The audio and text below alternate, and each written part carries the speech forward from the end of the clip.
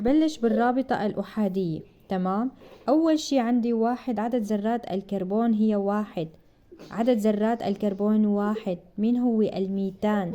والميتان شو الصيغة تبعته؟ الصيغة هي CH4. كم ذرة كربون؟ واحدة. تمام. فإذا CH4. المنشورة كيف بتكون عندي المنشورة؟ كم ذرة كربون عندي؟ واحدة. كم ذرة هيدروجين بحملها؟ بحملها ب4 ذرات هيدروجين. H 4 ذرات هيدروجين. هلا الصيغة نصف المنشورة. ذرة كربون كم ذرة هيدروجين تحملت؟ ب4 ذرات هيدروجين. تمام. هلا رح انتقل للي بعده. اللي بعده 2 ذرات الكربون. قديش عدد 2؟ مين هو؟ إيتان. ذرات الكربون 2. كم ذرة هيدروجين؟ اما انك بتحفظها 4 ودائما هي بتتضاعف 2 4. معناتها هون قديش صاروا؟ 6. او بتقول على الشكل التالي، بتحط الصيغة العامة هي CNH 2 N زائد 2. كم ذرة كربون للإيتان؟ 2. H 2. كم ذرة كربون؟ 2 زائد 2. هلا السي نزلت. الاتش 2 ضرب 2 4 زائد 2 6. فإذا الإيتان 6.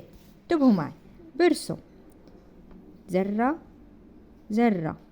الرابطة شو هي؟ رابطة أحادية. طيب بعد 1 2 3 4. اتش 1 2 3 4. اتش معناتها برجي هلا على النصف منشورة. أول ذرة كربون كم ذرة هيدروجين تحملت؟ 3. فبحط H 3. شو الرابطة؟ أحادية. تاني ذرة كربون H 3. تمام. تحملت ب3 ذرات هيدروجين. للي بعده رح القسم منه وبعتلكن الباقي محلول على المجموعة. 3. كم ذرة كربون؟ مين هو؟ البروبان. تمام. 3 ذرات كربون. كم ذرة هيدروجين؟ نرجع إما بتحط القانون وبتطبقه. 3 ذرات كربون 2 ضرب 3 زائد 2.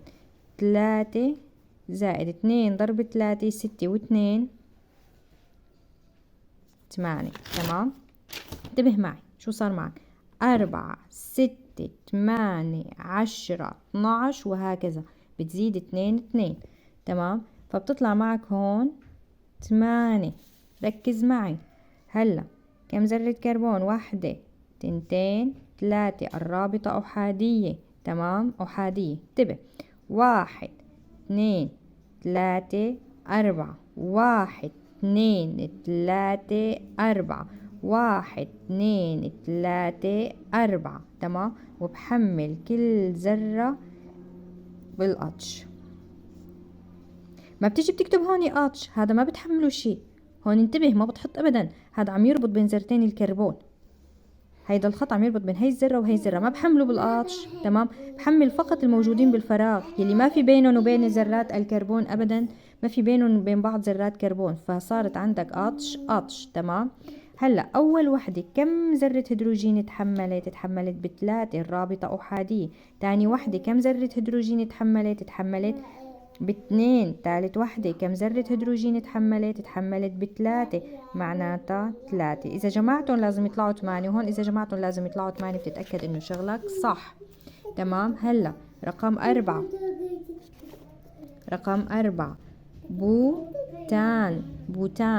بوتان سي 4 ذرات هيدروجين لأنه رقمه 4 البوتان.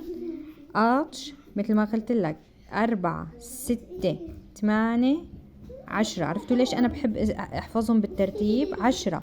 هلا رح أرسم 1 2 3 4 1 2 3 تمام. بحط بيناتهم الروابط الأحادية 1 2 3 4 1 2 3 4 1 2 3 4 تمام. قطش قطش قطش، ما بحط هون قطش، غلط غلط. هي عم توصل بين ذرتي الكربون تمام. قطش قطش قطش قطش قطش كمان هون وهيك صاروا عدهم، لازم يطلعوا 10، لازم يطلعوا 10 لتأكد انه شغلك صح. هلا شوفوا اول ذرة قديش تحملت؟ قطش 3. لاحظت انه دائما اول ذرة كربون هي 3. تاني ذرة كربون قديش تحملت؟ 2 تمام. ثالث ذرة كربون 2 واخر ذرة 3. انتبهت؟ اول وحده واخر وحده عم يتحملوا 3، ما بين الاول وحده واخر وحده عم يتحملوا ب2 تمام. فاذا دائما اول ذره كربون عم حملها ب3 واخر ذره كربون عم حملها ب3، وما بين الاثنين عم حملون يعني ما بين اول وحده واخر وحده عم يحملوا فقط او عم نحملهم فقط بذرتين هيدروجين. وضحت؟ طلع عليكم البنتان والهكسان.